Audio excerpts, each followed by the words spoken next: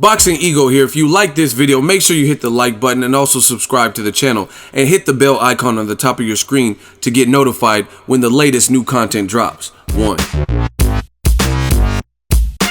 We're waiting for the Tom Loeffler and Golovkin to come back to us. Bill's ready to go. He wants to fight. We want to fight. But if we're not going to hang around forever, so we've got to put a time limit on it. We're either going to do it this week or we're not going to do it. And if we don't, we'll move on to something else. But Bill's there. Terms are agreed. We've got no problem with any terms for the fight. There's nothing. It's whether they want the fight or not. And that we'll hopefully find out this week, and hopefully it'll be good news for Bill. I mean, even post-fight in the interviews, Golovkin talked about this as his dream fight. Do you think we that can make his dreams come true? Yeah. It doesn't have to be a dream. It can be reality. And all he needs to do is to tell his management and promoter to make his dream come true and send the contracts so that we can sign it. Because we want it. Bill definitely wants it. It's not an easy fight. It's not a tough fight, but Bill's not against that. And as he said today, he'll even go to Kazakhstan to fight him. Look at this! The brother decides to stand up like a man and throw down. Too bad Adama had to get knocked out first. Listen, it's over. Everything starts from now. Ain't no one middleweight above the crew. You know that shit. You crazy, man.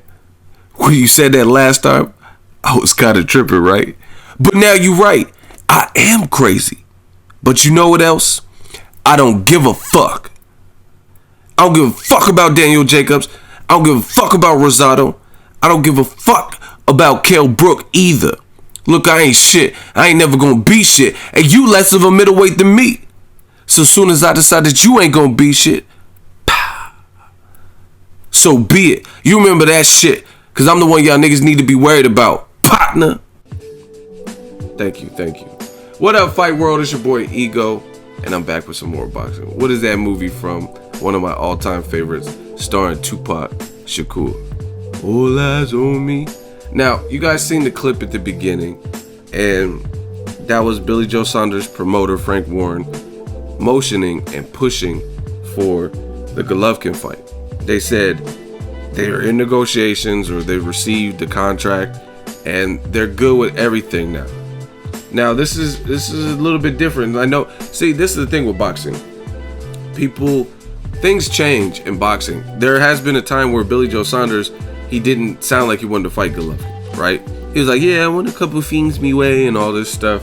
And he was like, oh, Golovkin will beat my ass and Chris Eubank on the same night, and I got to be at my best. He didn't sound confident. But Daniel Jacobs going the distance with Golovkin, breaking that the mystic 23 knockouts in a row streak. I think Kell Brook, a welterweight, moving up, having some success, even though he was in the end stop, gave other people more confidence. Because you look at it like this, you're like, Kell Brook, and this is why people say Golovkin got exposed. Like, I understand it. Like, obviously within reason, you can only say he got exposed to a certain extent because he stopped Kell Brook. But the biggest takeaway from that is that a guy who just shows heart and skill, even though a welterweight, and you guys can say whatever you want about, oh, they were the same size. They weren't. I look at Golovkin's build, his back and stuff like that. He's just naturally bigger. You know what I mean? Any people can weigh the same amount, but that doesn't mean someone's naturally that same size, because at the end of the day, fighter A doesn't have to do anything. If anything, he might have to cut weight, versus fighter B is eating differently to add on weight, right? So it's different. It's just like, let's say Michael B. Jordan, when he was playing Creed, he bulked up for that role. But just because he bulks up to, let's say he bulked up to 195 with his frame, right? That's not where he's normally at. Like, if you look at him in other movies, he's not quite as big as when he was playing Creed, right? So because he bulked up for that role, and he was eating up and eating a lot of chicken, a lot of protein, and counting his macros and eating egg whites and stuff like that, that doesn't mean that's where he's naturally at. He had to eat differently to get up there and to sustain that. And he even says that. Michael B. Jordan has an interview where he's talking about that. He's talking about, yeah, the dieting is crazy. I mean, all these guys like the Hugh Jackmans and even Chris Evans, the one who played Captain America, when they're doing these Logan, Wolverines, hey, Berserker Barrage, when they're doing these roles like Captain America, they'll all tell you that they had to change their diet and they're eating crazy. Their intake is crazy because they have to provide this certain look for this comic book character. Or when The Rock played Hercules, go YouTube it.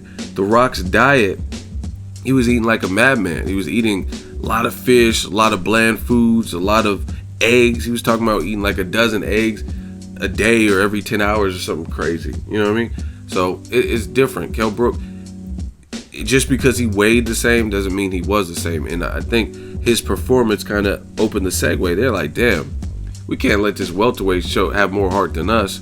You know what I mean? So just the fact that Kell Brook took the fight and then was taking stands and getting some reaction out of Golovkin, I think that opened the floodgates. So at a point in time, I think Billy Joe Saunders, I don't think he really wanted to fight Golovkin, but now I don't know, because after Golovkin's last two performances, in my opinion, he's looked a lot more human. And not just my opinion, most people would, honestly, if you're being fair and objective, most people would say that.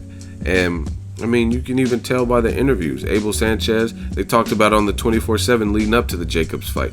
They were talking about how Abel Sanchez literally said that Golovkin got a little hasty and got a little reckless and careless or sloppy in his attempts to knock out Kell Brook. Abel Sanchez is saying that. Even post-fight, Daniel Jacobs, they're giving Jacobs all the props. Oh, no, Daniel is my favorite. I understand my situation. You know what I mean? He's doing all that, saying Daniel Jacobs is his best opponent, favorite fighter, and all this and stuff. So they know what it is. They know it was good work, whether they won or not. You know what I mean? So I think Billy Joe Saunders, he probably did gain confidence from that. Like, he's seen a middleweight go the distance, not get knocked out, get knocked down, and actually, I covered the fight live. I was in New York.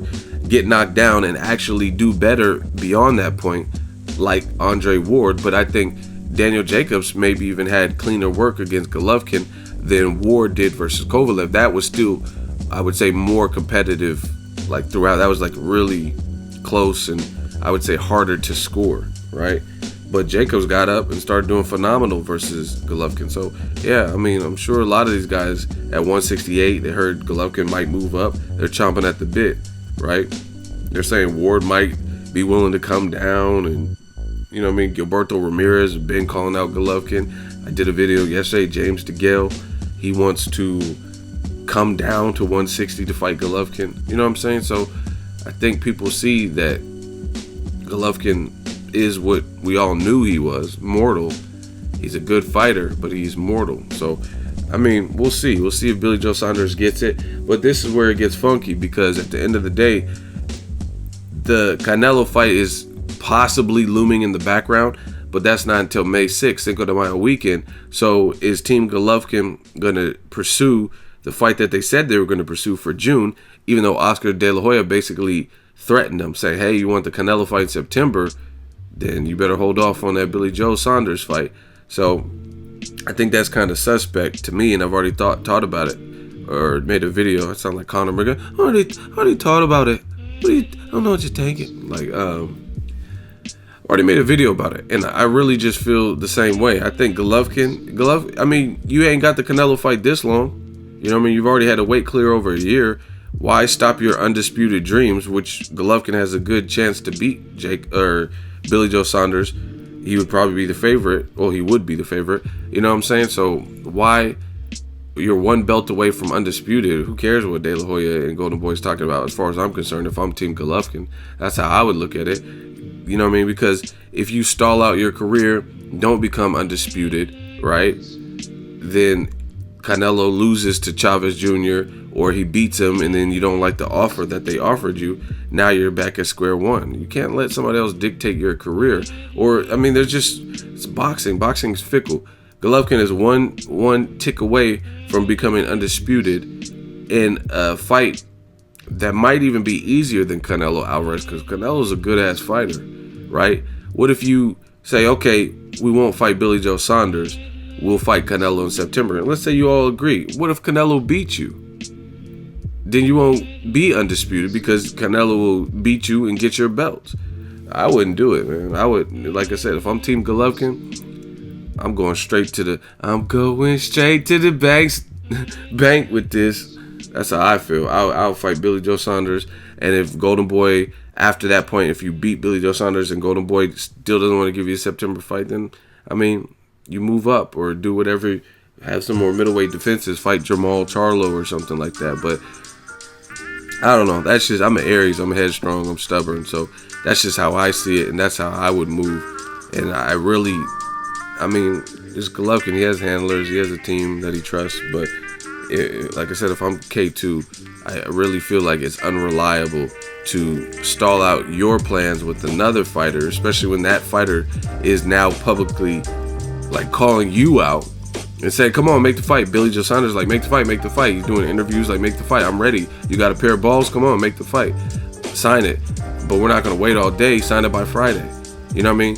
Billy Joe's like, oh, other people lost their pin. I found my pin. I have my pin. I'm signed. Where are you at? Now he's doing what Golovkin has done to Cotto and Canelo and Billy Joe Saunders at a point, like rushing them. So let me know what you guys think. Drop it in the comment section. Make sure you share the video, like the video as always. Hate, comment, and subscribe. Till next video is Ego signing off. So if you enjoyed this video and want more content like this on the channel, you can show your appreciation by going to the PayPal donate button or the YouTube support button, and you can donate any amount that you feel is equivalent to the value of this video. Much more to come. Thank you guys for your support. Boxing Ego, the future of boxing.